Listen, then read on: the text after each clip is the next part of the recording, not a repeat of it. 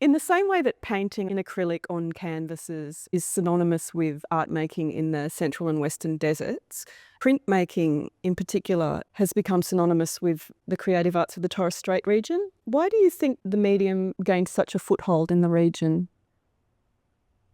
Essentially, sort of Torres Strait printmaking started at the Cairns College of TAFE with a small core group of artists or, sort of arts practitioners that really started to push what was possible in terms of, sort of printmaking.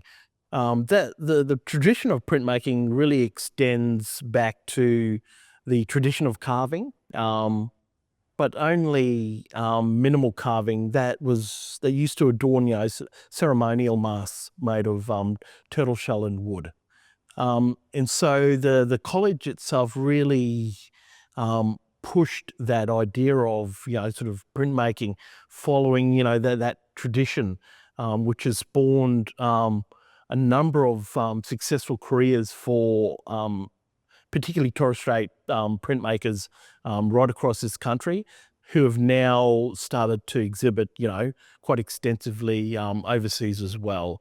And so it really started off in the late 80s, early 90s, with a core group of printmakers. So there was myself, there was Alec Tapodi, Dennis Nona, Laurie Nona, Billy Missy.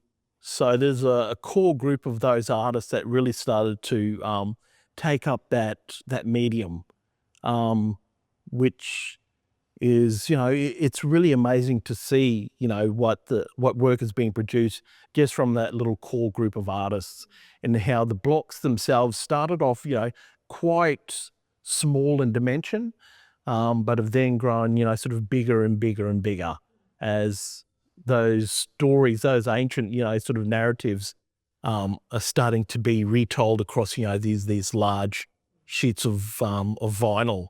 And it's like I said, it is that extension of this carving tradition, but it's also connects with the tradition of storyboards from Papua New Guinea. So these amazingly carved wooden boards that again have this strong narrative about traditions up in Papua New Guinea. So it's really a combination of both those two areas.